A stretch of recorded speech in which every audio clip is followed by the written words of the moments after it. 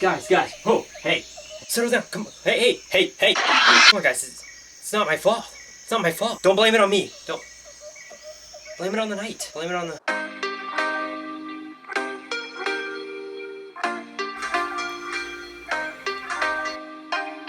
Can't be sleeping.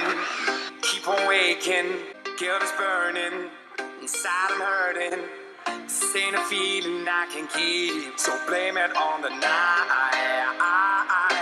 Don't blame it on me. Don't blame it on me.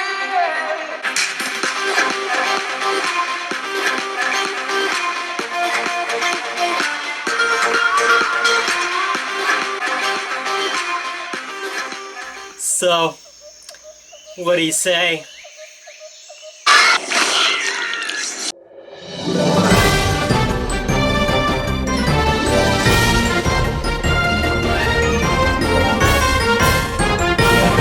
Jurassic World!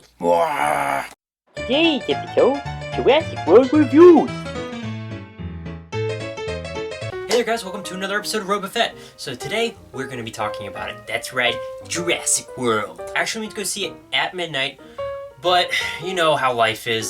So it took me a couple days to make this video, but hi, day. Anyway guys, so let's get into it. I'm not going to get into real spoilers. I am going to talk about things that I kind of found confusing or whatever in the movie, but it's not really going to give away much. First of all, I'll give you my overall opinion. This movie is a lot of fun. There's a lot of action. There's a lot of carnivorous dinosaurs. And there's a lot of Chris Pratt. Unfortunately, there's a lot of the kids too, but we'll get into that in a second. So how did I feel about the movie overall?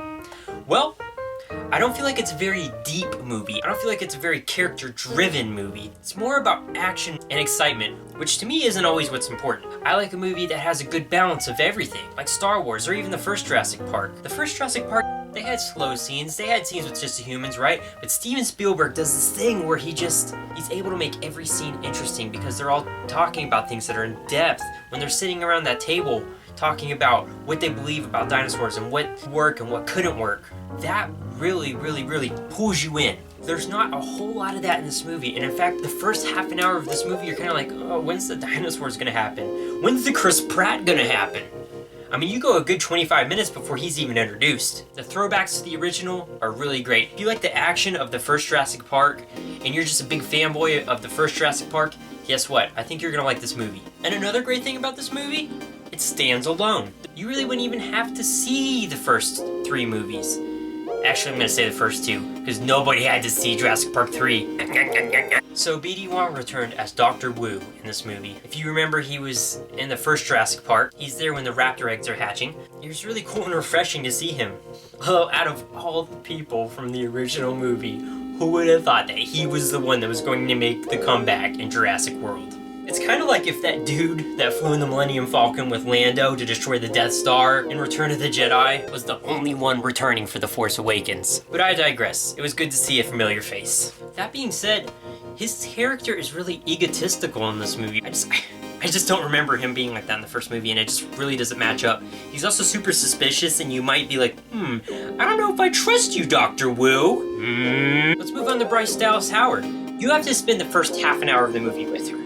And she's all on the, oh, we must put business first. Dinosaurs are just products to be exploited. They don't have feelings. It's really annoying, especially when she's the main character that you're following. And they have this weird, like I said, they have a lot of subplots in this movie. They had this weird subplot with her where it's like, oh, you need to be more family oriented. You need to do this and that. It's like, ugh. But I gotta hand it to her. By the end of the movie, her character switches around a lot, and I actually really like her by the end of the movie. Her character actually ends up being a lot more in depth than you might think. Overall, I thought she did a great job in the movie. Let's move over to the kids. First of all, they have way too many subplots in this movie that don't even really pay off. They have 2 kids in this movie, and they have a lot of stuff going on around them that really doesn't seem to add up. It seems like they were all trying to do these things that didn't end up getting finished, or maybe they had to cut a lot out of the movie.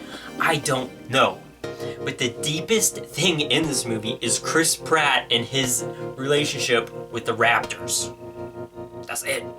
Every time they go to the kids, I'm like, Go back to Chris Pratt. I don't want to see them. They're just like a minute distraction in this movie. And the younger brother has what I like to call the Sixth Sense, little kid from Batman Begins quality. He's like a little kid in a ghost movie. Batman will save us. I see dead people.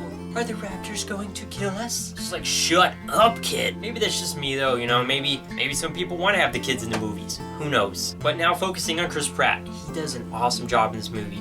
If you thought maybe Guardians of the Galaxy is a fluke, maybe, you know, was good in that movie, but he's not gonna be good. Trust me, this guy was a hidden gem, and he's gonna start to shine pretty soon. You're gonna start seeing him in a lot of other stuff. I heard it was rumored that he might be the new Indiana Jones. I don't really know how I feel about them ever remaking Indiana Jones, but if they did, and they did pick him, I wouldn't be too upset about it. The guy that took over for Hammond, he's kind of this eccentric billionaire that finally saw the vision of John Hammond, but he's another character that kind of just flip-flops around. They got him flying his own helicopter for the park, even though he really would not need to and probably wouldn't in all actuality. But he does, and he's like a goofy, crazy guy, and then he'll be like, serious.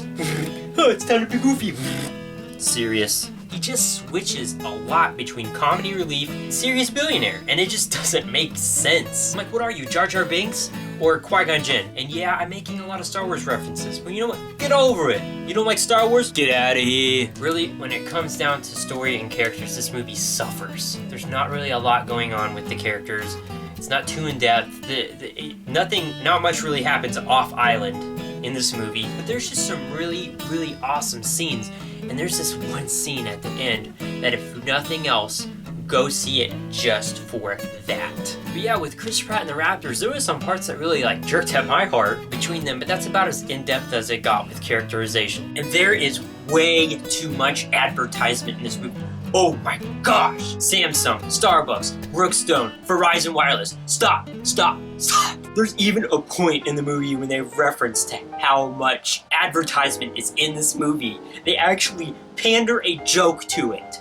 When you have to add that into the script, you might need to think, hey, maybe there's just a little bit too much of this in this movie, huh? I mean, holy crap! Corporations must have been chomping at the bit to get into this movie because they are everywhere. There's also a part where they restart a very old vehicle, and no. One of the main human antagonists in it, a guy named Hoskins, he's played, you might actually remember him from Daredevil. He's the Kingpin in Daredevil. Can't really remember what his name is. He's the main human antagonist. And in my opinion, he's just quite a bit overplayed. At the beginning of the movie, he has this really weird idea, and then by the end of the movie, he just has this plan that just really makes no sense, and it's just dumb. When you see the movie, you'll know what I'm talking about. This movie just has way too many cliches. It's cliche mania. It's almost like, and I hate to say this, but there's just so many scenes in this that just remind me of watching a well-budgeted sci-fi channel movie. There's just one scene in particular that's just, it's almost like watching like Super Croc, or Sharktopus, or Mega Piranha, or one of those B movies that they have on the Sci-Fi Channel. The cliches and the subplots, they really do take away from this movie. But anyway, don't get me wrong, this movie was really good. The original Jurassic Park is still probably my favorite. I should have started this video off by explaining that I love Jurassic Park.